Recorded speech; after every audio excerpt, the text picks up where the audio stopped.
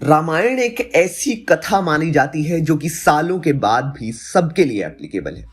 अब आप सोचेंगे कि ऐसा कैसे हो सकता है। रामायण की कहानी बहुत ही आम सी कहानी है, जहां कि हम सब ने रामायण को बचपन में पढ़ा था और अपने बड़ों से सुना था। वही रामायण एक बहुत ही आसान सी सीख देती है जो कि हर किसी को एक बेहतरीन इंसान बना सकती है। ये सीख बहुत ही आसान है। दरअसल रामायण के जरिए हमने ये सीखा है कि चाहे सच्चाई को मुश्किलों का सामना करना पड़े, फिर भी सच्चाई आखिर में जंग जीतती ही है और बुराई को मिटा देती है।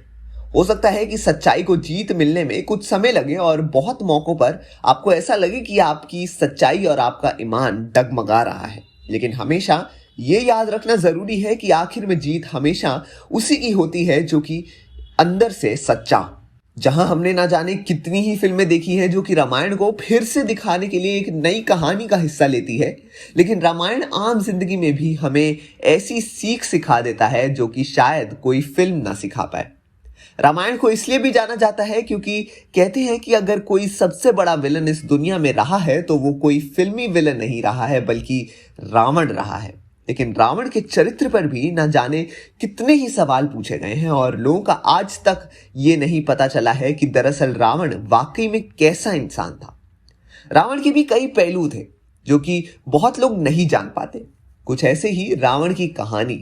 दरअसल पुरानी मान्यताओं के हिसाब से यह माना जाता है कि रावण और कुबेर दोनों ही ऋषि के बच्चे थे और जहां कुबेर को हम धन का देवता मानते हैं, वहीं रावण भी कुबेर से कोई कम नहीं था। रावण और कुबेर दोनों ही सौतेले भाई थे। ऋषि विश्व ने दोनों को पाल पोस कर बड़ा किया था और दोनों को ही एक सीख दी थी। जहां एक तरफ कुबेर आगे जाकर देवता बन गए, वहीं रावण एक बहुत बड़ा राक्षस। इसकी शुरुआत बचपन से ही हुई थी, जहां एक साथ पले बड़े होने के बावजूद भी दोनों एक दूसरे से काफी ज्यादा अलग थे। ऋषि विश्वा ने सोने की लंका का राजपाट कुबेर को दिया था, लेकिन किसी वजह से ऐसा ना हो सका। दरअसल अपने पिता के कहने पर कुबेर सब कुछ छोड़ छाड़ के हिमाचल चले गए। कुबेर के जाने से जहां ऋषि विश्वा काफी ज्यादा परेशान थे और काफी ज्यादा मुश्किल में थे, वहीं ये एक ऐसा मौका साबित हुआ जिसने रावण को काफी खुश कर दिया। कुबेर के जाने से सबसे ज्यादा आनंद रावण को मिला और वो लंका का राजा बन गया। रावण का सपना मानिए पूरा हो गया। जो उसे जिंदगी में चाहत थी, वो सोने की लंका उसकी हो गई और वो सोने की लंका का राजा बन गया।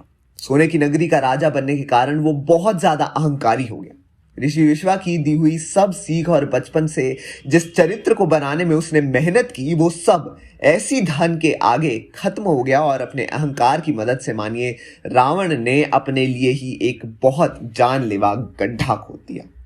एक ऋषि का बेटा होने के बावजूद भी रावण अपने अहंकार में इतना ज्यादा अंधा हो गया कि उसने हर किसी पर अत्याचार करने शुरू कर दिए।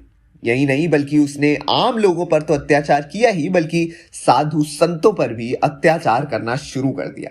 जब इस बात की खबर कुबेर को लगी तो उन्होंने अपने भाई को समझाने के लिए एक दूत को भेजा ताकि रावण अपनी गलतियों को समझ सके और ऐसा फिर से ना दोहरा सके। लेकिन कुबेर की चाहत लगता है एक चाहत ही रह गई, क्योंकि उसकी उम्मीदों पर पानी फिर गया।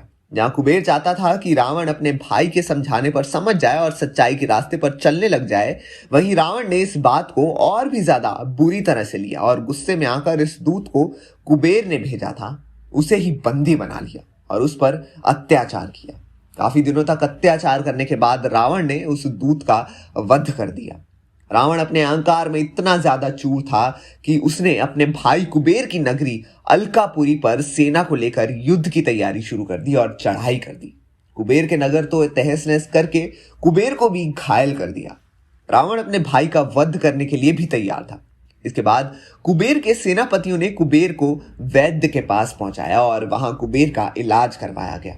कुबेर को हराने के बाद रावण को इस बात का घमंड हो गया कि उसने कुबेर, जो एक देवता है, उससे हरा दिया और इस घमंड में वो और भी ज्यादा अहंकारी हो गया।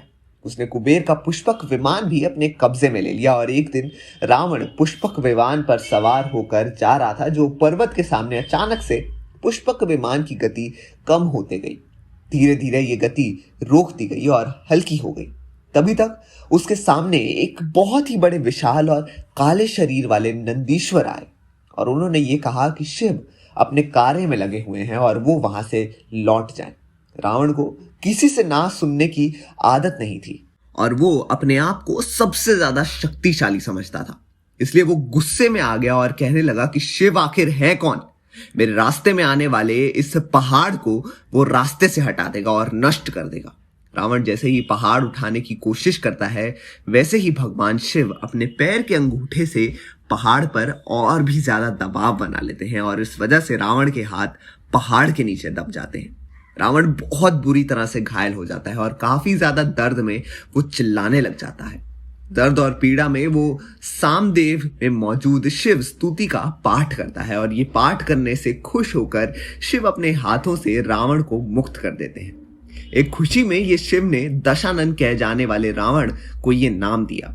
जी हाँ, इससे पहले तक रावण को दशानंद कहा जाता था, लेकिन जब शिव ने रावण के अहम को टूटते हुए देखा और उसे किसी और का पाठ करते हुए देखा तो रावण नाम उसे दे दिया।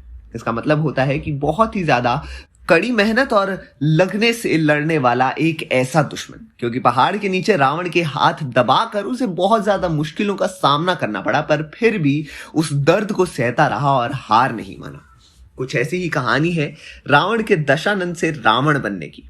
आज पूरी दुनिया में रावण के नाम से जानने रावण हर साल नई मुश्किलों के रूप में हमारे सामने आता है और साथ ही रामायण की कहानी फिर से दोहराई जाती है। तो क्या लगता है आपको कि ऐसी ही कहानी हमें देखने को मिल सकती है आदि पुरुष में? तो आपके क्या विचार हैं? हमें कमेंट सेक्शन में अपनी राय जरूर बताएं और देखते रहिए हमारा चैनल बॉलीग्राज स्टूडियोज।